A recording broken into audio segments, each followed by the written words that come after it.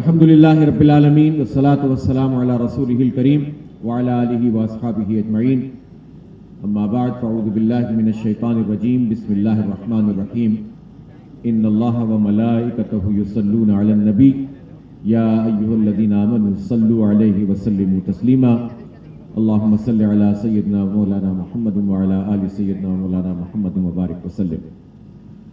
عزیزان محترم، اور شام سے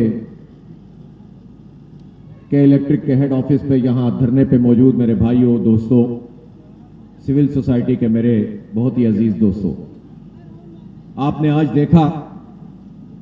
دیکھ کے چند چاول کہ کے الیکٹرک کا یہ ادارہ کس طرح لوگوں کے ساتھ ظلم اور زیادتی کر رہا ہے۔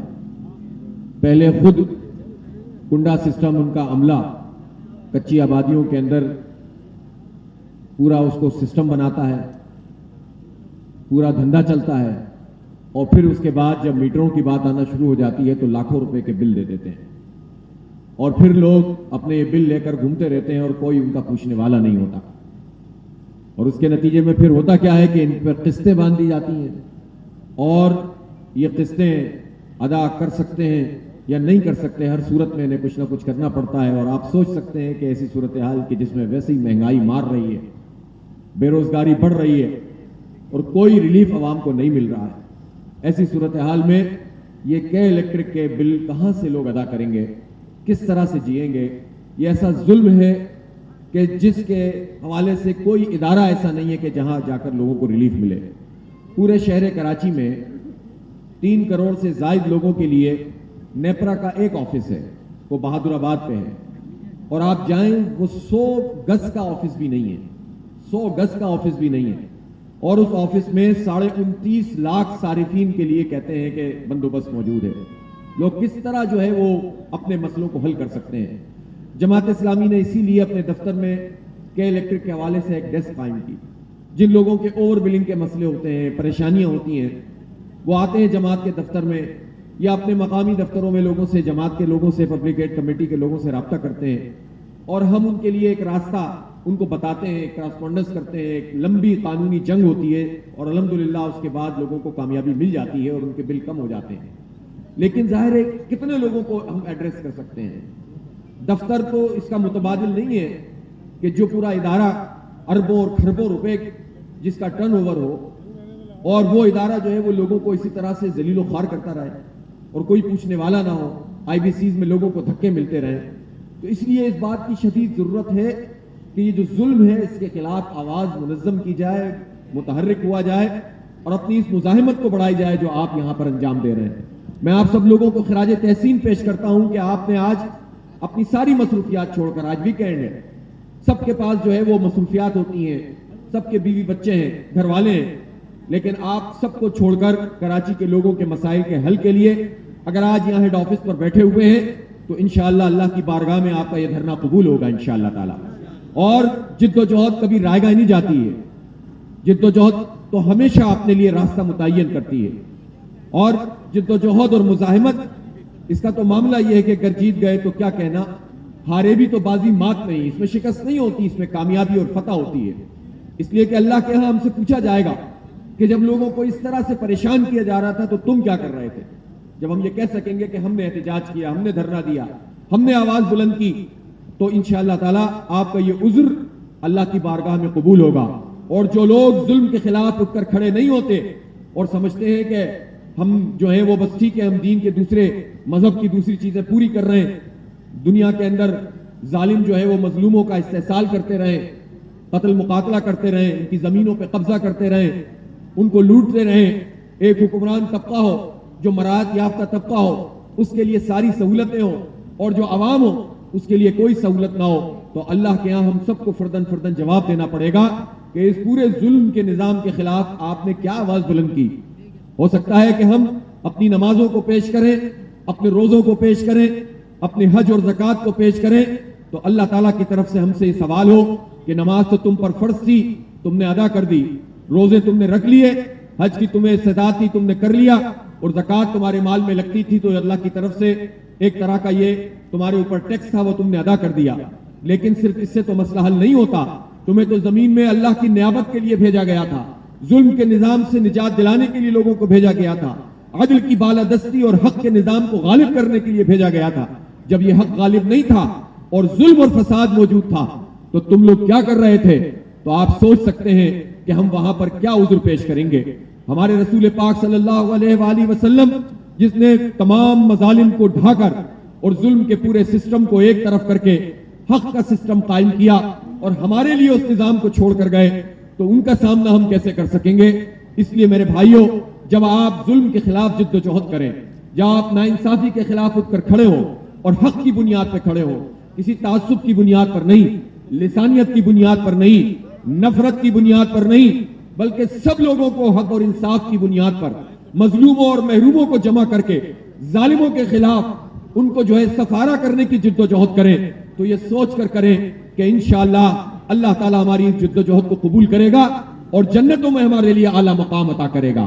اس لیے پہلی بات تو یہی ہے کہ آپ یہاں پر آئے ہیں تو آپ نے اپنا فرض ادا کیا ہے، لیکن ظاہر ہے کہ یہ تو ہم آرام سے یہاں پر بیٹھے ہیں۔ ہم تو دنیا میں ظلم کے خلاف جد و جہد کرنے والوں کو دیکھتے ہیں کہ وہ میدان میں نکلتے ہیں، انہیں قتل کر دیا جاتا ہے، وہ جد و جہد کرتے ہیں، ان کے راستوں کو مسدود کر دیا جاتا ہے۔ قبلہ اول کی آزادی کی جنگ کرنے والے فلسطینی بھائیوں کے اوپر تو گولیاں چلائی جاتی ہیں، ہمارے بچوں کو گرفتار کیا جاتا ہے۔ مصر میں جو اخوان المسلمون نے جمہوری طریقے سے جد و جہد کی اور کامیابی حاصل کی تو ان کی حکومت کو ختم کر دیا گیا اور امریکی اور اسرائیلی آشیرواد سے ہزاروں لوگوں کو قتل کر دیا گیا۔ آج بھی ہزاروں لوگ وہاں پر جیل میں موجود ہیں۔ بنگلہ دیش میں اسلامی تحریک اسلامی نظام کی جد و جہد کر رہی ہے، ہزاروں کی تعداد میں جیل میں موجود ہے۔ کشمیر کے مسلمانوں کے اوپر عرصہ حیات تنگے، تو آپ تو پھر بھی یہاں پر اچھے ماحول میں بیٹھے ہوئے ہیں، ہوا بھی چل رہی ہے اور دھرنا بھی چل رہا ہے، لیکن میرے بھائیوں ہر طرح کے حالات کے لیے آپ کو تیار ہونا پڑے گا۔ اس لیے کہ ہم انتظامیہ سے بھی یہ کہنا چاہتے ہیں کہ آپ یہ مت سمجھیں کہ جماعت اسلامی بس اسی طرح سے آئے گی، بیٹھے گی، تقریریں کریں گے اور چلے جائیں گے۔ جب ہمیں انصاف نہیں ملے گا، جب ہم ظلم ہوتا ہوا دیکھتے رہیں گے اور کسی کے کان پہ جو نہیں رہیں گی، تو ہم خود تو ڈسٹرب ہو رہے ہیں، آپ کو بھی ڈسٹرب کریں گے انشاءاللہ تعالی، آپ کے لیے بھی رکاوٹیں کھڑی کریں گے، آپ کو بھی مشکلات میں مبتلا کریں گے۔ اور یہ اتنے آرام سے سی ایم ہاؤس میں اور گورنر ہاؤس میں ایسے بیٹھتے ہیں کہ جیسے انہوں نے پورے کے پورے علاقوں کو فتح کر لیا ہے، کیسے کیسے دعوے کرتے ہیں اور کیسی کیسی حرکتیں کرتے ہیں۔ میں تو پوچھنا چاہتا ہوں عمران اسماعیل سے بھی اور عمران خان سے بھی کہ وہ گورنر ہاؤس کہاں چلا گیا جس میں آپ نے الاؤ کیا تھا کہ ہر کوئی گورنر ہاؤس کے اندر جا کر بیٹھ سکتا ہے؟ تو ہم بھی یہ چاہتے ہیں کہ ہم گورنر ہاؤس کے اندر جا کر بیٹھ جائیں۔ کیا آپ ہماری میزبانی کرنے کے لیے تیار ہیں کہ نہیں تیار ہیں؟ اس لیے میرے بھائیوں، ان بڑے بڑے جو ہے وہ قلعوں کے اندر رہنے والے کبھی آپ کے بارے میں نہیں سوچ سکتے۔ بدقسمتی یہ ہے کہ اس وقت کراچی کا مینڈیٹ جن جماعتوں کے ہاتھ میں ہے، وہ کراچی کے لوگوں کا ایک مسئلہ بھی حل نہیں کر رہا ہے، وہ کسی کے لیے کچھ کرنے کے لیے تیار نہیں ہے۔ یہاں نوکریوں کا مسئلہ ہے، نوکریاں یہاں نوجوانوں کو نہیں ملتی۔ کوئی ہے مینڈیٹ رکھنے والا جو اس کے لیے آپ کے لیے آواز بلند کرتا ہو؟ بلکہ انہوں نے تو الٹا کام یہ کیا کہ وہ کوٹا سسٹم جس کو 40 سال کی مدت ہو گئی تھی اور غیر قانونی طریقے سے آگے چل رہا تھا، بجائے اس کے کہ اس کو ختم کر دیتے، پی ٹی آئی اور ایم کیو ایم کی وفاقی حکومت نے غیر معینہ مدت کے لیے کوٹا سسٹم میں اضافہ کر دیا۔ کتنا بڑا ظلم انہوں نے کراچی کے لوگوں کے ساتھ کیا ہے کہ جس سے مینڈیٹ لیا انہی کی پیٹھ میں جو ہے وہ چھرا گھونپ دیا، اور پھر یہیں پر بس نہیں کیا بلکہ مردم شماری کا وہ قضیہ، مردم شماری کا وہ معاملہ جو ایک متنازع معاملہ تھا اور جس پر یہ طے ہو گیا تھا کہ یہ سر نو ہونی چاہیے اور پچھلی کو قبول نہیں کیا جائے گا، لیکن یہ جرم بھی پی ٹی آئی اور ایم کیو ایم کی مشترکہ حکومت نے کیا کہ اس جعلی، فراڈ، دھوکہ دینے والی مردم شماری کو قانونی حیثیت کر کے آج کراچی کو انہوں نے قانونی طور پر آدھا کر دیا اور ہماری گنتی کو آدھا کر دیا، اور ہمیں دھوکہ یہ دیتے ہیں کہ ہم اس مردم شماری کو دوبارہ سے کروائیں گے اور 2023 کا انتخاب اس کی بنیاد پر ہوگا، اور انہوں نے وہاں یہ اعلان کیا کہ 6 ہفتوں میں ہم ٹی او آر دے دیں گے۔ میں پوچھنا چاہتا ہوں کہ کتنے دھوکے آپ ہمیں دیں گے، کتنا جھوٹ ہم سے بولیں گے؟ 6 ہفتے نہیں، اب تقریباً 10 ہفتے ہو گئے ہیں، نہ وہ کمیٹی سامنے آئی ہے کہ جسے مردم شماری کرانی ہے اور نہ وہ ٹی او آر سامنے آئے ہیں، اور اس بجٹ میں میں آپ کو بتاؤں کہ صرف دکھانے کے لیے انہوں نے 5 ارب روپے مردم شماری میں رکھے ہیں، جبکہ جب یہ طے ہوا تھا کہ پچھلی جو غلط مردم شماری ہے اس کے لیے 5% بلاک کھولے جائیں گے، اور صرف 5% جگہوں کے اوپر مردم شماری ہوگی تو اس کا جو بجٹ سبمٹ کرایا گیا تھا وہ 7 ارب روپے سے زائد تھا. آپ بتائیں کہ اس پوری 100% مردم شماری کرانے کے لیے انہوں نے 5 ارب روپے رکھے ہیں. یہ فراڈ کیا ہے, یہ دھوکہ دیا ہے. ایک مرتبہ پھر ہمارے ساتھ انہوں نے دھوکہ کیا ہے. اس لیے ہمیں یہ مردم شماری قبول نہیں ہے جس میں ہماری گنتی آدھی کر دی گئی ہے, جس میں ہماری نمائندگی آدھی کر دی گئی ہے, جس میں ہمارے پروجیکٹ ہماری آدھی گنتی کے مطابق ہوں گے. اس لیے جب آپ کہتے ہیں کہ پانی کا پروجیکٹ ہوگا تو 1.5 کروڑ کے لیے ہوگا کہ 3 کروڑ کے لیے ہوگا. پی ٹی آئی اور ایم کیو ایم نے اور کسی حد تک سندھ حکومت نے صرف زبانی جمع خرچ کی, لیکن اصل میں تو وہ اس لیے بات نہیں کرتے کہ پیپلز پارٹی کو اس بات کی بہت تکلیف ہوتی ہے کہ اگر سندھ کی آبادی کی بات کرو تو اس میں کراچی کی آبادی جب بڑھ جائے گی تو وڈیروں کی گنتی جو ہے وہ اسمبلی سے کم ہونا شروع ہو جائے گی. تو وڈیرے نہیں چاہتے کہ ان کی گنتی کم ہو, وہ تو چاہتے ہیں کہ مقامی سندھیوں کا استحصال کر کے ان کو غلام بنا کر جو جعلی مینڈیٹ لے کر وہ آ رہے ہیں اور سندھ اسمبلی میں آ کر بیٹھتے ہیں, پھر ہم سب کی قسمتوں کا وہ فیصلہ کرتے ہیں, جعلی ایکٹ بناتے ہیں, اختیارات پہ قبضہ کرتے ہیں, ہمارے شہر کے اداروں کو کھا جاتے ہیں. اس لیے پیپلز پارٹی کراچی کی آبادی کے حوالے سے بات کبھی بھی نہیں کرتی, اوور آل ایک بات کر کے بات کو آگے بڑھا دیتے ہیں. اس لیے یہ تینوں حکومتی جماعتیں یہ ملی ہوئی ہیں کہ انہوں نے ہماری گنتی کو آدھا کیا ہے. آپ کو اس کے لیے بھی جدوجہد کرنی ہے کہ ہماری گنتی پوری کرو اور فوری مردم شماری کرو, اور پچھلی مردم شماری نامنظور ہے, یہ منظور کر لی گئی. اس کا مطلب ہے کہ قانونی طور پر انہوں نے ہمیں آدھا گن لیا ہے. میرے بھائیوں اور دوستوں, یہ کے الیکٹرک کا ہیڈ کوارٹر ہے. اس ہیڈ آفس سے ہماری تقدیر کے فیصلے ہوتے ہیں. میں نے تفصیل سے آپ سے شام میں بات کی تھی کہ کس کس انداز میں ہمیں لوٹا جاتا ہے, کس کس طرح سے لوگوں کی جیبوں پہ ڈاکہ ڈالا جاتا ہے, اور پھر بھی یہ لوڈ شیڈنگ ختم نہیں کرتے ہیں. اس لیے آج تو ہم یہاں پر آ کر بیٹھے ہیں اور ہم نے طویل دھرنا دیا ہے, لیکن اب بات یہاں تک نہیں رہے گی بلکہ ان کے اصل سرپرستوں کی طرف جائے گی. آپ ان کے سرپرستوں کی طرف جانے کے لیے تیار ہیں کہ نہیں تیار ہیں؟ جب تک ہم ان کے سرپرستوں کے پاس نہیں جائیں گے یہ اسی طرح سے ظلم کرتے رہیں گے, اسی طرح سے آئی بی سیز میں آپ کو دھکے ملتے رہیں گے, اسی طرح سے 60 گز اور 80 گز کے پلاٹوں پر اور مکانوں پہ آپ کو 4-4 لاکھ روپے کے بل ملتے رہیں گے, اور اسی طرح لوڈ شیڈنگ کے اندھیرے آپ کا استقبال کرتے رہیں گے. اس لیے ہم نے یہ فیصلہ کیا ہے کہ ہم اب اس جدوجہد کو تیز تر کریں گے. اس لیے بھی اس بات کی ضرورت ہے کہ ایک مرتبہ پھر کچھ لوگ ایک مرتبہ پھر یہ کوشش کر رہے ہیں کہ کسی طرح لسانی فسادات اس شہر اور اس صوبے میں پیدا کیے جائیں, کسی طرح کسی واقعے کو بنیاد بنا کر آپس میں لوگوں کو تقسیم کیا جائے.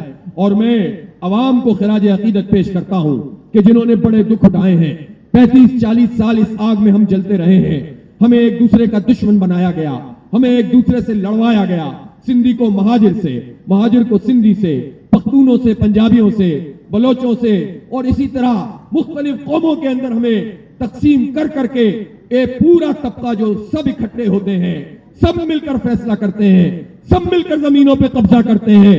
چاہے بحریہ ٹاؤن کراچی ہو یا بحریہ ٹاؤن نواب شاہ ہو, جب یہ زمینوں پہ قبضے کرتے ہیں ان میں سے کوئی سندھی مہاجر نہیں ہوتا, ان میں سے کوئی پنجابی بلوچ نہیں ہوتا, یہ سب ایک قبضہ مافیا ہوتا ہے اور یہ مل کر یہ کام کرتے ہیں. لیکن جب سیاست چمکانی ہو تو پھر اس کے بعد کوئی سندھی بن جاتا ہے, کوئی مہاجر بن جاتا ہے. میں پوچھنا چاہتا ہوں کہ کس قوم کو کس قوم نے تباہ کیا ہے؟ سب کو یہ بات معلوم ہے. سندھیوں کے جو حالات آج ہیں, یہ سندھیوں کے حالات کیا سندھ کے وڈیروں نے نہیں بنائے ہیں, سندھ کے جاگیرداروں نے نہیں بنائے ہیں. ان کو غلام بنا کر جن لوگوں نے رکھا ہوا ہے وہ بھی انہی کی زبان بولتے ہیں. لیکن جب مفادات کا معاملہ آئے تو یہ لوگوں کو آپس میں تقسیم کرنا شروع کر دیتے ہیں. میں پوچھنا چاہتا ہوں, جب زمینوں پہ زرداری صاحب اور ملک ریاض قبضے کر رہے تھے تو اس وقت پیپلز پارٹی کہاں تھی؟ اس وقت وڈیرے کہاں تھے؟ اس وقت M N As, M P As ان سب علاقوں کے کہاں تھے کہ جو مل کر ملک ریاض کو طاقت فراہم کر رہے تھے؟ اور بعد میں جب ریٹ میں آگے پیچھے ہوا, جب بعد میں ڈیل جو ہے آگے پیچھے ہونے لگی یا مزید کچھ زرداری صاحب کو شاید چاہیے ہو, تو پھر انہوں نے ایک لسانیت اور تعصب پیدا کرنا شروع کر دیا. یہ پہلے کہاں تھے جن کو اب اپنی قوم کا درد ہونا شروع ہوا ہے؟ اس لیے میں سندھیوں سے, قبیلوں سے, جوکھیوں سے, پالاریوں سے اور خاص خیلیوں سے جو بھی اس علاقے میں آباد ہیں उनसे मैं पूछना चाहता हूं और उनसे मैं दरखास्त करना चाहता हूं कि देखें, आपके लिए भी आवाज उठाने वाली जमात इस्लामी है। आप इन लोगों के चक्कर में ना आए जिन्होंने आपको एक से ज्यादा मर्तबा बेच दिया और कोई पूछने वाला नहीं था। और लोग इदारा नूर हक में आते थे और कहते थे कि हमारी जमीनों पे कब्जा हो रहा है। बस हमसे जब ये पूछते थे कि आप हमें अपनी फाइल दिखाइए, तो वो कहते थे फाइलें तो वडेरों के पास हैं, फाइलें तो पटवारियों के पास हैं। वो गरीब लोग कहते थे हमारा सौदा तो बड़े वडेरे करते हैं, बड़े जागीरदार करते हैं। और हम उनसे कहते थे कि जब आपकी पेमेंट होती है, जब आपको पैसे दिए जाते हैं आपके वडेरों को, तो इसका कोई रिकॉर्ड होता होगा। वो हमसे कहते थे कोई इसका रिकॉर्ड मौजूद नहीं है, ये तो अंडर द टेबल सारे काम होते हैं। इसलिए मेरे भाइयों, इस बात को समझने की जरूरत है कि ये बड़े वडेरे और जागीरदार, इनके ना कोई जुबान है, ना इनकी कोई नस्ल है, ना इनका कोई कबीला है, बल्कि इनका सब कुछ इनकी दौलत है, इनकी ताकत है। ये गुलाम बनाकर जिस तरह लोगों को रखते हैं, ये पूरा लाइफ स्टाइल है। इसी तरह हमारे शहर कराची में 30-35 साल जिसने सबसे ज्यादा महाजरों का इस्तेहसाल किया, वो कौन है? वो MQM है, जिसने यहाँ की मईशत को तबाह किया, यहाँ की तालीम को तबाह किया, हमारी तहजीब को तबाह किया, हमारे कल्चर को तबाह किया, हमसे हमारी नौकरियां छीन ली, हमारे हाथों से कलम लेकर हमें भत्ताखोर बनाया, हमारे बच्चों को हमें दहशतगर्द बनाया। और उस अजाब से आज भी हम नहीं निकल पाए हैं। इसलिए यहां भी सबसे ज्यादा मसला अपनी ही जुबान बोलने वालों ने किया। तो फिर ये मसला जुबान का तो ना हुआ, ये तो मसला तबकात का हुआ, ये मसला तो फिर कबीले का नहीं हुआ, ये मसला कोई बिरादरी का नहीं है, बल्कि ये सब इकट्ठे होकर हुकूमत में शामिल होते हैं। मैं पूछना चाहता हूं, जब कराची का ये के इलेक्ट्रिक, जो अब के इलेक्ट्रिक के नाम से इन्होंने 2009-11 में तकरीबन जो है वो बना दिया, ये KESC था, ये तो बहुत बड़ा हमारा इदारा था। और पहले कभी किसी जमाने में ये प्राइवेट था, तो बाद में 53 में कौमिया लिया गया था और प्रॉफिट में था। सिर्फ 1.5 अरब रुपए की सब्सिडी आखिर में बुरे हालात में भी इसको देनी पड़ती थी। तो इस हमारे शहर के इदारे को किसने बेचा था? इसको बेचा था MQM ने बेचा था, जो यहां के नाम पर सियासत चमकाते थे। MQM ने मुशर्रफ के साथ मिलकर इसको बेचा था और खंभों की कीमत के बराबर बेचा था। इन्होंने 9 रुपए के शेयर को 1.5 रुपए पर पहुंचा दिया था जाली तरीके से, और बेचने के बाद शेयर दोबारा बढ़ गए थे। इस तरह इन्होंने किकबैक्स दी थी। फिर इन्होंने रिकवरी अफसर अपने लगाए, इनके चाचे मामे यहां पर अफसर बने, जो उस वक्त 15 लाख 20 लाख 10 लाख रुपए लिया करते थे। और फिर इन्होंने सबने मिलकर हमारा खून चूसा। इसलिए मसला सिंधी महाजिर का नहीं है, मसला उस तबके का है जो मराहत याफ्ता तबका है और जो चाहता है कि यहां पर सिंधी महाजिर मसला पैदा हो। इसीलिए पीपल्स पार्टी लिसानी सियासत करती है, पीपल्स पार्टी तासुबात फैलाती है, पीपल्स पार्टी जुबान की बुनियाद पर तकर्रुरियां करती है, पीपल्स पार्टी पैसे खा खा कर लोगों को जाली डोमिसाइल देकर नौकरियां देती है। और वो चाहती यह है कि यहां पर ऐसी फिजा बनाए कि यहां पर लोग महाजिर होकर लड़ाई शुरू करें, वहां वो सिंधी होकर लड़ाई शुरू करें, दोनों की दुकान चलती रहे, हम बर्बाद होते रहें। तो ये दुकान अब इनकी चलने देनी है कि नहीं चलने देनी है? क्या अब ये दोबारा से नफरतें फैलनी है कि नहीं फैलनी है? इन नफरतों को खैर बात कहें, इन तासुबात को लात मार दें और जद्दोजहद करें हक और बातिल की बुनियाद के ऊपर, सही और गलत की बुनियाद के ऊपर। मैं पूछना चाहता हूं, इस बहरिया टाउन में जब मलिक रियाज लोगों को का इस्तेहसाल कर रहा था, जब उनकी पेमेंट्स नहीं हो रही थी, जब उनके चेक बाउंस हो रहे थे, जब उनको जगहें फराहम नहीं की जा रही थी, जब उनको प्लॉट नहीं मिल रहे थे, जब फोर्स पोजीशन दिया हुआ था, जब 35% चार्जेस लगा दिए गए थे, तो ये जो लोग थे बेरिया टाउन के, जिन्होंने अपनी जमा पूंजी वहां पर लगाई थी, बैरून मुल्क रहने वालों ने जो पैसे वहां लगाए थे, कराची वालों ने, पूरे सिंध के लोगों ने, पंजाब के लोगों ने, हमारे KP के लोगों ने, बलूचिस्तान के लोगों ने, जिसके पास जो कुछ था उसने सोचा कि एक सोसाइटी बन रही है, ताकतवर लोगों की सोसाइटी है, यहां पर हम इन्वेस्टमेंट कर देते हैं यार, यहां रिहाइश इख्तियार करेंगे। और लोगों ने सब कुछ अपना लगा दिया। लेकिन जब लोगों को नहीं मिला तो लोग मारे मारे फिरते रहे, लोग इधर जाते थे और उधर जाते थे, लोग MQM के 90 पहुंचते थे, वहां से कहते थे नहीं इस काम में हाथ नहीं डालेंगे। लोग बिलावल हाउस पहुंचते थे, पीपल्स पार्टी कैसे हाथ डालती, वो तो कब्जा करने आने वालों में शामिल थी, उसने तो मिलकर खाया है। PTI तब्दीली सरकार के पास पहुंचे, एक बंदे ने एक बयान दे दिया, PTI के एक MPA ने, تو پی ٹی آئی کے لوگوں نے اس کو فون کر کر کہا کہ آئندہ ملک ریاض کے خلاف کوئی بیان نہیں دیا جائے گا, آئندہ بحریہ ٹاؤن کے حوالے سے کوئی کام نہیں کیا جائے گا. اور 3 سال سے پی ٹی آئی برسر اقتدار ہے. اس سے پہلے بھی تو وہ سیاست کر رہی تھی, وہ دھرنے دے رہی تھی, وہ احتجاج کر رہی تھی, وہ کرپشن کے خلاف بات کر رہی تھی. تو پی ٹی آئی بحریہ ٹاؤن کے مسئلے کو لے کر کیوں نہیں اٹھ کر کھڑی ہوئی؟ اس لیے میرے بھائیوں, جب کوئی پوچھنے والا نہیں تھا, عدالتوں سے انصاف نہیں مل رہا تھا, تو ایک اللہ تعالیٰ نے ان کے لیے دروازہ بنایا, اور وہ ادارہ نور حق تھا. وہ جماعت اسلامی کراچی کا دفتر تھا.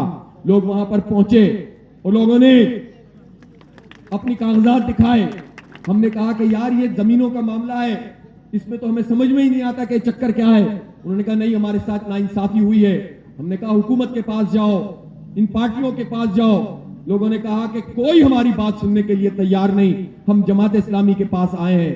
ہم نے ایک نہیں کوئی 10 مشاورتیں کی, اور 10 مشاورتوں کے بعد پھر اس بات کا فیصلہ کیا کہ ٹھیک ہے جماعت اسلامی اگرچہ حکومت نہیں ہے, ریاست نہیں ہے, عدالت نہیں ہے, لیکن جماعت اسلامی پولیٹیکل پارٹی تو ہے, عوام کے ساتھ تو کھڑی ہوتی ہے, موقع ملتا ہے تو خدمت تو کرتے ہیں. کورونا میں جب کوئی نہیں ہوتا تو جماعت کا ورکر نکلتا ہے, جب کوئی سیلاب میں سامنے نہیں آتا تو جماعت اسلامی کا خدمت گار آگے بڑھتا ہے, اس کا رضاکار لوگوں کو سنبھالتا ہے. بارش میں جب ڈوبنے لگتے ہیں تو یہ تو دم دبک کے بیٹھی ہوئی پارٹیاں ہوتی ہیں. جماعت کا کارکن ہوتا ہے جو یہ بھی نہیں دیکھتا کہ کتنا گہرا پانی ہے, چھلانگ مار کر لوگوں کو نکالتے ہیں, نالوں کے اندر تیر جاتے ہیں. تو ایسے جالے, ایسے لوگ, ایسے ہمارے جو ہے وہ زبردست قسم کے لوگ جب جماعت اسلامی کے ساتھ ہیں تو ہم کیسے ان ہزاروں لاکھوں لوگوں کو چھوڑ سکتے ہیں؟ اس لیے ہم نے ان کی آواز اٹھائی. جب آواز اٹھائی تو جس طرح سب سے رابطہ ہوتا ہے ہم سے بھی رابطہ ہوا, لیکن ہم نے کہا کہ نہیں, آپ مسئلہ حل کریں. ہم سے کہا گیا آپ اپنے کیسز بھیج دیجئے, مسئلہ حل ہو جائے گا. ہم نے کہا ہمارے کیسز کا مسئلہ نہیں ہے, مسئلہ کراچی کے لوگوں کا ہے, مسئلہ اس میں انویسٹمنٹ کرنے والے تمام لوگوں کا ہے. اور پھر یہ ہوا کہ ان کو مجبور ہونا پڑا, ہم سے ایگریمنٹ انہوں نے کیا ہے, اور اس ایگریمنٹ کی یہ لیگل حیثیت ہے کہ اس ایگریمنٹ کو لے کر ہم پاکستان کی کسی بھی عدالت میں جا سکتے ہیں. اس کی کلوز میں یہ بات موجود ہے. ہم نے پھر لوگوں سے مشورہ کیا کہ دیکھو ایگریمنٹ بھی ہو گیا ہے, کمیٹی بھی بن گئی ہے, کچھ لوگوں کو ریلیف بھی مل گیا ہے, لیکن ہمیں ملک ریاض صاحب کی طرف سے وہ تعاون نہیں مل رہا کہ لوگوں کے مسئلے حل ہوں. ہم اس کو چھوڑ دیتے ہیں, آپ اپنی مرضی سے FIR کٹوائیں اور ہم بھی آپ کے ساتھ شامل ہو جائیں گے. لوگوں نے کہا کہ نہیں, ہمیں ریلیف ملا ہے, 35% کا جو ہم پر تلوار لٹکی تھی وہ ہٹی ہے, فورس پوزیشن کی جو بات تھی وہ موجود نہیں ہے, اور چیک بھی اب ملنا شروع ہوئے ہیں. تو لوگوں نے ہم سے کہا کہ جماعت اسلامی پیچھے نہ ہٹے, ہم آپ کی قیادت میں ہی اس کام کو کرنا چاہتے ہیں. اور میں آج پھر کہہ رہا ہوں, ان تمام متاثرین سے کہہ رہا ہوں کہ جو ادھر ادھر پھرتے ہیں انہیں ریلیف نہیں ملتا, اور جماعت اسلامی ان کی آواز بن. جس دن وہ کہیں گے کہ جماعت اسلامی ہٹ جائے, ہم اپنے طور پر اس مسئلے کو حل کر دیں. ہمیں کوئی شوق نہیں ہے, لیکن میں یہ سمجھتا ہوں کہ ہم بتا دینا چاہتے ہیں کہ کراچی کوئی چراگاہ نہیں ہے کہ جو چاہے آئے قبضہ کرے اور اپنی جاگیریں بنائے اور لوگوں کو دھوکہ دے اور چلا جائے. ملک ریاض صاحب, آپ کو ایک ایک بندے کا مسئلہ حل کرنا پڑے گا, اور ایک ایک زمین کے پیسے ادا کرنے پڑیں گے, ناجائز قبضے کو ختم کرنا پڑے گا, اور جتنے چیکس ہیں ان کو آنر کرنا پڑے گا. ورنہ پھر ہم جب دھرنا دیں گے تو ہم کچھ کر کے بھاگ نہیں جائیں گے, بلکہ موجود رہیں گے اور آپ سے سارے مسئلے حل کروائیں گے. اس لیے کہ یہ پروجیکٹ اب ان سارے لوگوں کا پروجیکٹ ہے جنہوں نے اس میں انویسٹمنٹ کی ہوئی ہے. اس لیے بحریہ ٹاؤن کا مسئلہ ہو, مردم شماری کا معاملہ ہو, بلدیاتی ایکٹ کا معاملہ ہو, پیپلز پارٹی اب اس بات کی تیاری کر رہی ہے کہ ایک جعلی ایکٹ دوبارہ سے ترمیم کریں گے. 2013 کے ایکٹ میں لیپا پوتی کریں گے, اور اپنی اکثریت کی بنیاد کے اوپر وہ اس ایکٹ کو پاس کروانے کی کوشش کریں گے. اور اس میں جو تعاون حاصل ہوگا وہ MQM اور پیپلز پارٹی اور جو ہے وہ PTI کا ہوگا. اس لیے کہ وہ نعرے لگائیں گے, وہ احتجاج کریں گے, اور وہ واک آؤٹ کر کے چلے جائیں گے.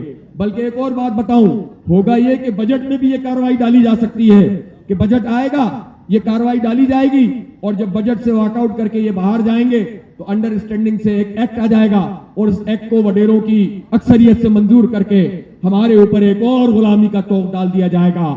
ہاں, MQM آپ کے خلاف کچھ نہیں کر سکتی, اس لیے کہ اس کی فائلیں بنی ہوئی ہیں اور آپ تو ہینڈز اینڈ گلوز رہے ہیں, آپ تو حکومتوں میں شامل رہے ہیں, جو پچھلا ایکٹ بھی تھا ایم کیو ایم کی رضامندی سے ہی بنا تھا, تو اس لیے ان کا یہ پرابلم نہیں ہے. پی ٹی آئی کو تو کراچی کا مسئلہ سمجھ میں ہی نہیں آتا, ان کے تو M N As M P S Karachi کی مین اسٹریم آبادیوں میں رہتے ہی نہیں ہیں. ان کی تو 14 ایم این ایز میں سے مجھے بتائیں, جمیل بھائی بتا رہے تھے کہ 11 یا 12 ہی شاید جو ہے وہ کراچی کی مین اسٹریم آبادیوں میں رہتے ہیں, ایک خاص جگہ پہ رہنے والے لوگ ہیں.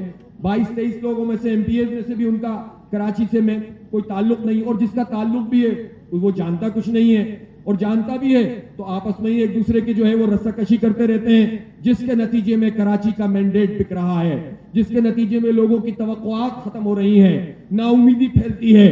اس لیے جماعت اسلامی اس بات کو واضح کر دینا چاہتی ہے کہ اگر پیپلز پارٹی نے کوئی ایسا ایکٹ لانے کی کوشش کی کہ جس پہ کراچی اور سندھ کے بلدیاتی انتخاب کے اوپر اس نے قبضہ کرنے کی کوشش کی, تو پھر معاملہ صرف رسمی احتجاج سے نہیں ہوگا, پھر اس کے بعد ہم سی ایم ہاؤس بھی پہنچیں گے, سندھ اسمبلی کا بھی باقاعدہ گھیراؤ کریں گے, اور پھر ایسے نہیں جائیں گے, اپنی مرضی کا ایکٹ لے کر جائیں گے انشاءاللہ تعالی.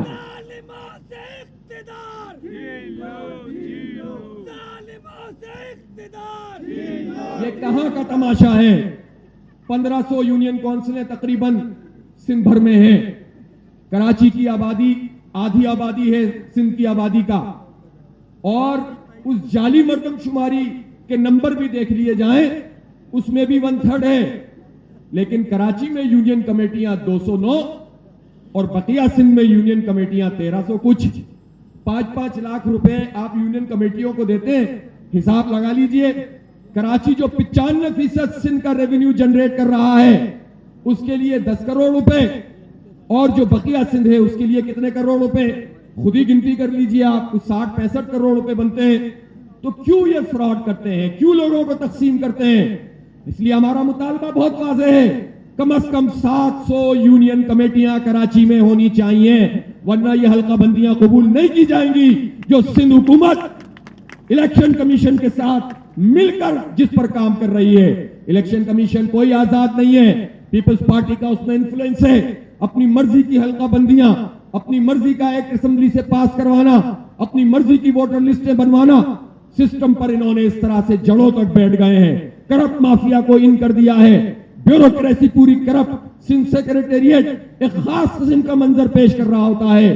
اس لیے الیکشن کمیشن کو بھی واضح کر دینا چاہتے ہیں کہ آپ اگر پیپلز پارٹی کے انفلوئنس میں کراچی دشمن فیصلہ کریں گے تو ہم آپ کا رخ بھی کریں گے اور آپ کو بھی بے نقاب کریں گے. میرے بھائیوں اور دوستوں, اس لیے کراچی کے وہ سارے مسئلے کہ آپ دیکھیں ہمارے نوجوان پڑھ لیتے ہیں, لکھ لیتے ہیں, ڈگریاں ان کے ہاتھ میں ہیں, لیکن کہاں جائیں؟ یا تو وہ باہر جانے کی طاقت رکھتے ہیں تو باہر چلے جائیں, ورنہ پھر کیا کریں؟ ورنہ وہ فوڈ سپلائی کا کام کریں, ورنہ پھر بس وہ زیادہ سے زیادہ یہ کام کریں کہ آن لائن ٹریڈنگ کریں. کتنے لوگ آن لائن ٹریڈنگ کر سکتے ہیں؟ کتنے لوگ ایمیزون سے جو ہے وہ فائدہ اٹھا سکتے ہیں؟ جب ایک جگہ جا کر سیچوریشن لیول آئے گا تو کسی کو بھی کچھ نہیں ملے گا. اصل میں تو صنعتوں میں ہمیں جگہ ملنی چاہیے, سرکاری نوکریاں ملنی چاہیے, ایجوکیشن میں ہمیں ہونا چاہیے, صحت کے شعبوں میں ہمیں ہونا چاہیے, ہسپتالوں میں کراچی کے نوجوان لڑکے اور لڑکیوں کو اپائنٹمنٹ ان کا ہونا چاہیے, کراچی کے جو بلدیاتی ادارے ہیں اس میں کراچی کے لوگوں کو ہونا چاہیے. اور جب ہم کراچی کی بات کرتے ہیں تو کراچی میں رہنے والے سب لوگوں کی بات کرتے ہیں. اس لیے ہم جب یہ بات کرتے ہیں کہ ہمارے نوجوانوں کو ملازمتیں دو تو اس کا مطلب ہے ہم کہتے ہیں کہ تعصب مت کرو, لسانیت مت پھیلاؤ, کرپشن کی بنیاد پر نوکریاں مت بانٹو, جعلی ڈومیسائل کا کاروبار نہیں کرو. یہ سب کرنے والی پیپلز پارٹی ہے. جہاں ایک طرف وفاقی حکومت نے کوٹا سسٹم کا چھرا گھونپا ہے, وہیں پر جعلی ڈومیسائل کے ذریعے سندھ حکومت کراچی اور حیدرآباد کا استحصال کر رہی ہے. یہ ہم نہیں کرنے دیں گے. جن لوگوں نے اس بنیاد پر سیاست کی اور شہر کو یرغمال بنایا, انہوں نے کراچی کو اور حیدرآباد کو کچھ بھی نہیں دیا. انہوں نے تو مزید تباہ و برباد کیا ہے. اب ان کے ہاتھ میں نہیں جائے گا یہ شہر. جماعت اسلامی کو جب اتنا سا موقع ملتا ہے تو اتنا بڑا وہ کام کرتی ہے. میں آپ سے کہتا ہوں, ہمارا ایک منصوبہ K4 منصوبہ ہے, یہ پانی کا منصوبہ ہے. تقریر ختم کر دوں یا جاری رکھوں؟ آپ لوگ بتائیں. بیٹھے ہیں ابھی آپ دیر تک, باتیں تو پوری ہونی چاہیے کہ نہیں ہونی چاہیے؟ کہ الیکٹرک پہ بھی دوبارہ آئیں گے, لیکن پانی پہ تو آ جائیں ذرا. پانی کا کیا مسئلہ ہے؟ پانی کا معاملہ یہ ہے کہ جب ہماری آبادی 1.5 لاکھ تھی تو اس وقت 1.5-2 لاکھ کی آبادی کے حوالے سے نعمت اللہ خان صاحب پلاننگ کر رہے تھے. انہوں نے K3 منصوبہ مکمل کیا اپنے ٹینیور میں, K4 منصوبہ جس سے بالآخر ہمیں تقریباً یوں سمجھ لیں کہ 650 ملین گیلن پر ڈے پانی ملنا تھا, اس کے لیے کام کرنا شروع کر دیا. لیکن پھر کیا ہوا, نعمت اللہ خان صاحب کو زبردستی مشرف نے MQM کے ساتھ مل کر ان کا راستہ روکا اور انہیں انتخاب نہیں جیتنے دیا گیا. تاریخی دھاندلی کی گئی. 4 سال نعمت اللہ خان اور جماعت اسلامی اس شہر پہ مزید اگر بلدیاتی حکومت کرتی ہے شہر تبدیل ہو جاتا, لیکن دشمنوں کو یہ بات سمجھ میں نہیں آئی. اور پھر کیا ہوا, 4 سال مصطفیٰ کمال کے وہ تھے جس میں مشرف 100% نہیں 1000% جو ہے وہ مصطفیٰ کمال کو سپورٹ کر رہا تھا. پوری ٹیم نیچے تک MQM کی تھی, صوبائی حکومت ان کی تھی, وفاقی حکومت ان کی تھی, گورنر ان کا تھا, سب کچھ ان کے پاس موجود تھا. ایک قطرہ پانی کا اضافہ 4 سال مصطفیٰ کمال نے جو MQM کا میئر تھا, اور اس کے بعد پیپلز پارٹی کے ایڈمنسٹریٹر نے, پھر وسیم اختر نے جو مگرمچھ کے آنسو ہی بہاتا رہا, جو اختیار تھا اس کے بدلے میں کام نہیں کرتا تھا, جو نہیں تھا ان سے ان کے بارے میں نہیں پوچھتے. ہم تو وسیم اختر صاحب سے اس کے بارے میں پوچھتے ہیں جو اختیار آپ کا تھا. ایک قطرہ پانی کا اضافہ پیپلز پارٹی اور MQM کی 5 سال حکومت رہی تھی, 2008 سے لے کر 2013 تک, صوبائی بھی اور مرکزی بھی. گورنر ان کا تھا, سب کچھ ان کے پاس تھا. گورنر تو نون لیگ کے زمانے میں بھی ان کے رائے تھا MQM کا, لیکن پانی کا اضافہ نہیں ہوا. وہ K4 منصوبہ جس کو 2010 میں مکمل ہونا تھا, 2021 میں یہ صورتحال ہے کہ ہمارے 15-16 ارب روپے ضائع کر دیے. اب اثر-نوش منصوبے کو کرنے کے لیے ایک اور کارنامہ ہوا ہے کہ وابڈا کے حوالے کر دیا گیا ہے. میں پوچھنا چاہتا ہوں 1100 ارب روپے کا پیکج کہاں ہے, اس میں K4 کا کتنا حصہ ہے, پچھلے سال اس میں کتنا کام ہوا ہے. فیزیبلٹی پہ فیزیبلٹی بنتی چلی جا رہی ہے, کام نہیں ہو رہا. KCR کا افتتاح شیخ رشید صاحب نے کیا, کدھر ہے وہ سرکولر ریلوے, کہاں ہے وہ پٹڑیاں, کہاں ہے وہ ٹرینیں. اس وقت جب سب خوش ہو رہے تھے کہ اب کراچی سرکولر ریلوے دوبارہ بحال ہو گئی, ہم نے سامنے آ کر کہا تھا کہ یہ ہمیں دھوکہ دے رہے ہیں, اور یہ ابھی بھی دھوکہ دے رہے ہیں. اس پر اس طرح کام نہیں ہو رہا. صرف نالوں کی صفائی کچھ کی ہے, اور اس میں بھی لوگوں کو کمپنسیشن نہیں دی گئی ہے, لوگوں کے گھر برباد کیے ہیں, اور جو ریہیبلیٹیشن پلان ہوتا ہے اس کے مطابق لوگوں کو جگہ فراہم نہیں کی گئی. یہ کراچی کے لوگوں کے ساتھ سلوک ہے, اور یہ سلوک کون کر رہا ہے؟ کراچی ٹرانسفارمیشن پلان ہے, کراچی ٹرانسفارمیشن کمیٹی ہے, جس کو براہ راست کور کمانڈر صاحب جس کی نگرانی کرتے ہیں, جس میں PTI ہے وفاقی حکومت, جس میں پیپلز پارٹی ہے, صوبائی حکومت جس میں MQM ہے وفاقی حکومت کی شریک, اور یہ سب مل کر پچھلے پورے سال میں 650 ارب روپے کے PSDP جو ڈیولپمنٹ پروگرام ہوتا ہے وفاق کا, اس میں سے 5 ارب روپے بھی انہوں نے کراچی پہ نہیں لگائے. پیکج کا اعلان 1100 ارب روپے کا کیا ہے, اور ابھی بھی بجٹ میں دھوکہ دے رہے ہیں. ابھی بھی انہوں نے کہا ہم 750 پتہ نہیں 730 ارب روپے کراچی پہ لگائیں گے, بجٹ میں رکھ رہے ہیں. میں پوچھنا چاہتا ہوں کہ وہ آمدن کیا ہے, وہ خرچ کہاں پر ہوگا؟ جب PSDP کی 900 ارب روپے کی لسٹ آئے گی تو دودھ کا دودھ پانی کا پانی سامنے ہو جائے گا کہ کراچی وزیر اعظم کی کتنی ترجیح میں ہے. اس لیے کراچی کے لوگوں, نہ وزیر اعظم آپ کو کچھ دے گا, نہ وزیر اعلیٰ آپ کو کچھ دے گا.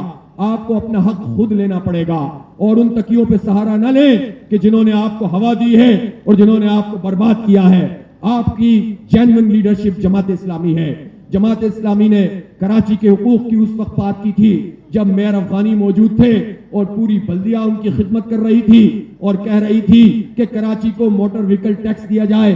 آپ کو پتا ہے کہ ان کی بلدیہ کو ختم کر دیا گیا, اس کو برطرف کر دیا گیا, اور افغانی صاحب کو گرفتار کیا گیا, اور MQM کو لا کر ہمارے شہر کے اوپر بسا دیا گیا. حالات ایسے بنائے گئے کہ تعصب پھیل گیا, اور لوگوں نے سمجھا قسمت بدل جائے گی. لیکن آپ دیکھیں کتنا عرصہ گزر گیا, 34-35 سال گزر گئے. اس لیے آج بھی جماعت اسلامی اگر کہ الیکٹرک کے ہیڈ آفس پہ موجود ہے تو یہ تو ان کا کام تھا جن کے پاس مینڈیٹ ہے. کیسے یہ ایک کمپنی, ایک پرائیویٹ کمپنی خون نچوڑتی رہے اور پورا مینڈیٹ تماشا دیکھتا رہے. چھینک آنے پہ ہڑتال کرنے والے, شہر کو بند کرنے والے تماشا دیکھتے رہے, اور کہ الیکٹرک دندناتی پھرے. ان کی ملی بھگت کے بغیر یہ نہیں ہو سکتا تھا. اس لیے میرے بھائیوں, اب یہ جو کشمکش ہے یہ آگے بڑھنے کا وقت آ گیا ہے. اس لیے کہ جو انتخاب قریب آئے گا یہ جو ہے یہ نمائشی اقدامات شروع ہو جائیں گے، چند روڈوں کی پیچ ورکنگ شروع ہو جائے گی، کچھ جو ہے وہ پائپ لا کے ڈالنے شروع کر دیں گے، لیکن بے فکر رہیں، جو پیچ ورکنگ یہ اس وقت کر رہے ہیں ہم بھی اس کا مٹیریل دیکھ رہے ہیں، بارش ہوگی تو پتہ چل جائے گا کہ یہ پیچ ورکنگ کہاں پر موجود ہے۔ یہ تو صرف فائلیں بھرنے کے دھندے ہیں، اور مسئلہ چند سڑکیں نہیں ہیں، بنیادی مسئلہ ہماری نمائندگی ہے، بنیادی مسئلہ ہمارا جو ہے وہ نوکریاں ہیں ہمارے نوجوانوں کی، بنیادی مسئلہ پورا انفراسٹرکچر ہے، بنیادی مسئلہ یہ ہے کہ لسانیت کی بنیاد پر فیصلے نہ ہوں، حق اور انصاف کی بنیاد پر فیصلے ہوں۔ اس لیے حق دو کراچی تحریک کا ایک اگلا مرحلہ ہم شروع کریں گے انشاءاللہ، اور ہمارا اگلا پڑاؤ، اور اب ہم ایسا اعلان نہیں کر رہے کہ جائیں گے اور آ جائیں گے۔ لوگ کہتے ہیں کہ کہاں جائیں، سی ایم ہاؤس جائیں کہ گورنر ہاؤس جائیں؟ گورنر ہاؤس جاتے ہیں تو لوگ کہتے ہیں آپ سی ایم ہاؤس کیوں نہیں جاتے؟ اس لیے کہ پیپلز پارٹی برسر اقتدار ہے۔ ہم انہیں بتاتے ہیں کہ مردم شماری وفاق کا معاملہ ہے، کوٹا سسٹم وفاق کا معاملہ ہے، کے الیکٹرک وفاق کا معاملہ ہے، 1100 ارب روپے کے پیکج وزیر اعظم نے اعلان کیا ہے، لیکن ایک اور معاملہ بھی ہے، 13 سال سے جس کا اقتدار ہو، ہر محکمہ جس کے کنٹرول میں ہو، پاکستان پیپلز پارٹی، اور کوئی اتنے آرام سے کہ الیکٹرک والا دندناتا پھرے، کوئی اتنے آرام سے آپ کی مردم شماری میں آپ کی گنتی کم کر دے، کوئی اتنے آرام سے جو ہے وہ ملازمتوں میں سے محروم کرے بلکہ خود کرتے ہیں، کوئی اتنے آرام سے آپ کے منصوبے تباہ کر دے، تو پیپلز پارٹی تو خود اس سارے عمل میں شریک ہے، اور اگر وفاق کی چیزوں پر بات نہیں کرتی جس طرح اس کو کرنا چاہیے تو اصل تو پھر مجرم یہی ہوئی، کراچی دشمنی تو یہی کر رہی ہے۔ اس لیے گورنر ہاؤس کا راستہ بھی اب سی ایم ہاؤس سے ہو کر گزرے گا انشاءاللہ تعالی۔ ہمارا اگلا پڑاؤ سی ایم ہاؤس پہ ہوگا، لیکن وہاں اس تعداد میں نہیں جائیں گے، وہاں ایک بہت بڑی مہم چلا کر جائیں گے، عوام سے رابطہ کریں گے، محضرنامے بھروائیں گے، ڈور ٹو ڈور رابطہ کریں گے، ایک ایک فرد کو اس کام کے لیے تیار کریں گے کہ یہ ہے کراچی کا چارٹر، اور اس چارٹر کی منظوری کے لیے قربانی دینی پڑے گی، اگر آنسو گیس کے شیل کھانے پڑے کھائیں گے، گولیاں چلیں گی تو فیس کریں گے۔ کیا جماعت اسلامی نے اس سے پہلے فیس نہیں کیا ہے؟ کیا تحریکیں اسی طرح سے چلتی ہیں ٹھنڈے ٹھنڈے؟ کیا ہمیں جو ہے وہ اسی طرح سے دھرنے دینے ہوں گے؟ اگر کوئی ہمارا راستہ روکے گا تو انشاءاللہ رکاوٹوں کو عبور بھی کریں گے اور ان کو شکست سے بھی دوچار کریں گے۔ اس لیے پورا اس کا لائے عمل آئندہ چند دن کے اندر ہم اپنی مشاورت کو وسیع کر کے آپ کے سامنے پیش کریں گے، لیکن ایک اعلان میں کر رہا ہوں کہ ہمارا اگلا پڑاؤ وزیر اعلیٰ ہاؤس ہوگا، اور ہم پیپلز پارٹی سے پوچھیں گے کہ تم کراچی کا حق کیوں غصب کرتے ہو، کیوں نوکریاں نہیں دیتے ہو، کیوں خاموشی اختیار کرتے ہو، کیوں کیا الیکٹرک کو پہلے سپورٹ کیا اور اب بھی تمہاری خاموشی اس کو سپورٹ کرتی ہے؟ انشاءاللہ تو آپ لوگ سب اس کے لیے تیار ہیں کہ نہیں تیار ہیں؟ جد و جہد کو آگے بڑھانے کے لیے تیار ہیں؟ میں اپنے تمام ذمہ داران سے بھی کہتا ہوں، مجھے اندازہ ہے کبھی ہم فلسطین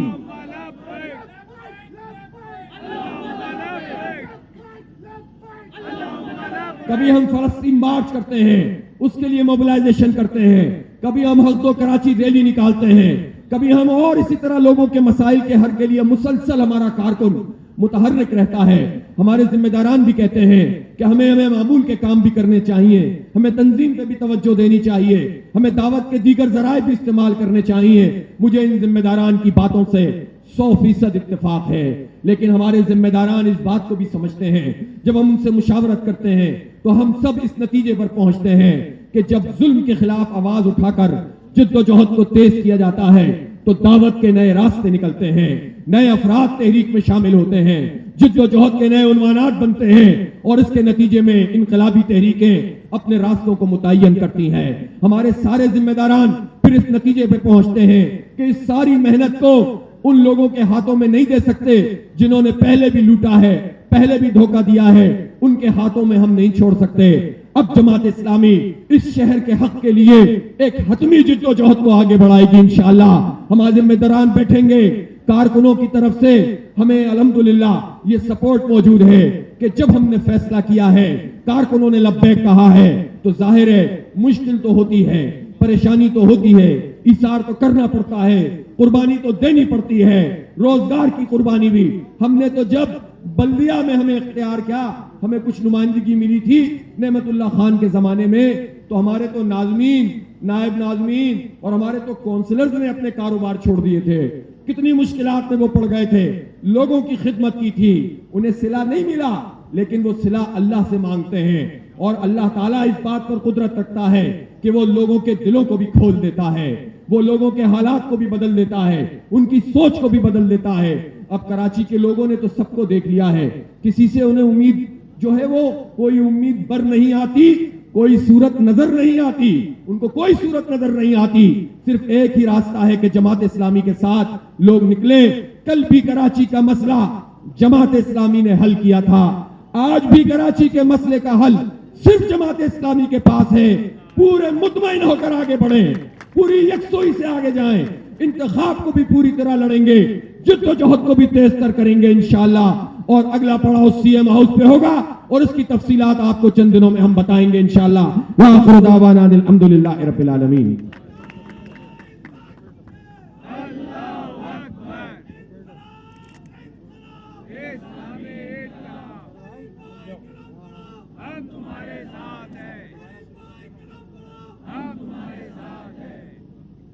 ہمارا یہ دھرنا الحمدللہ امیر حلقہ کے اس حتمی خطاب کے بعد اپنے اختتام کو پہنچ چکا ہے۔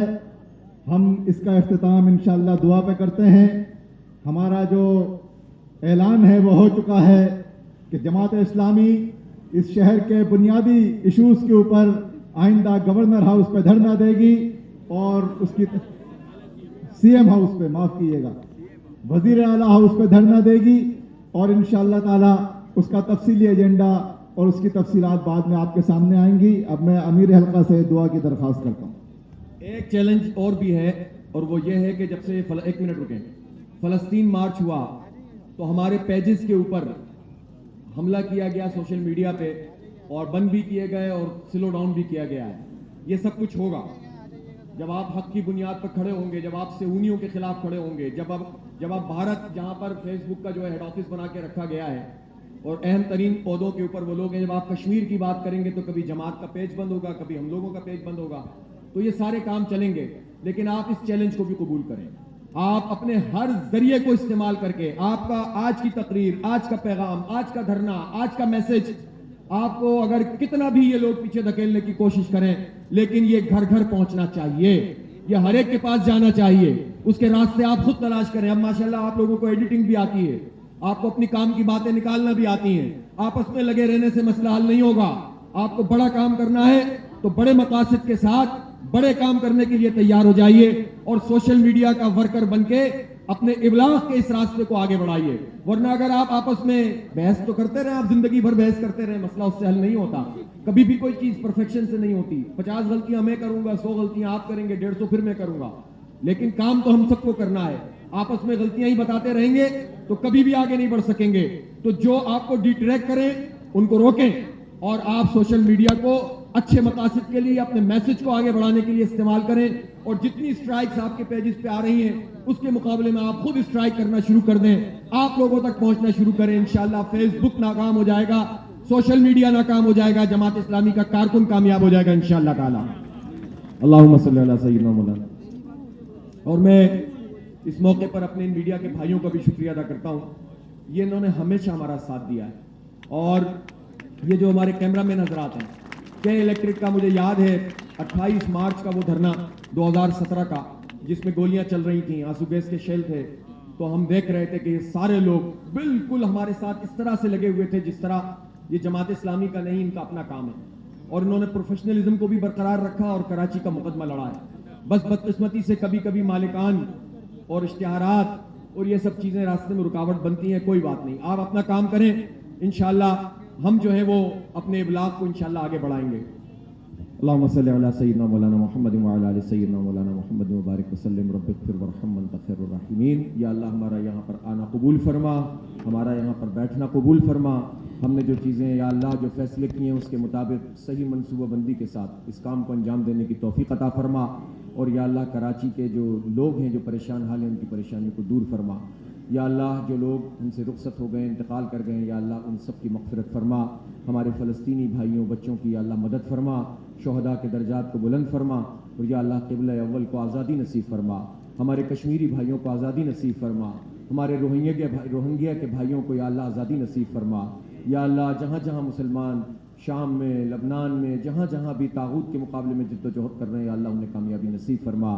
یا اللہ ہمارے شہر کو امن کا شہر بنا دے، نفرتوں کو مٹا دے، تعصبات کو ختم کر دے، ہم سب کو ایک ہو کر حق کے لیے کھڑے ہونے کی توفیق عطا فرما دے. شیطان کے شر سے بچا لے، سازشیں کرنے والوں کی سازشوں سے بچا لے. یا اللہ جلانے والوں کے، یا اللہ تقسیم کرنے والوں کے، یا اللہ اس کے اوپر سیاست کرنے والوں اور لوگوں کو تقسیم کرنے والوں کے سب کے شر سے ہمیں محفوظ فرما دے. ظالموں کے ظلم سے ہمیں نجات عطا فرما دے، قابضین کے قبضوں سے ہمیں نجات عطا فرما دے. یا اللہ ہم سب کو صحیح راستے پر چلنے کی توفیق دے. یا اللہ حضور پاک صلی اللہ علیہ وآلہ وسلم کی لائی ہوئی شریعت اور ان کا نظام قائم کرنے کے لیے ہمیں کام کرنے کی توفیق دے. یا اللہ دنیا اور آخرت کی ساری بھلائیاں ہمیں عطا فرما دے. بیماروں کو شفائے کاملہ عاجلہ نصیب فرما دے. ہمارے گھروں میں اپنی رحمتیں اور برکتوں کا نزول فرما دے. یا اللہ اس مہنگائی کے اور ظلم کے عذاب سے ہم سب کو نجات عطا فرما. وصلی اللہ تعالی علی رسول خیر خلقی سیدنا محمد وعلی آلہ وصحبہ اجمعین.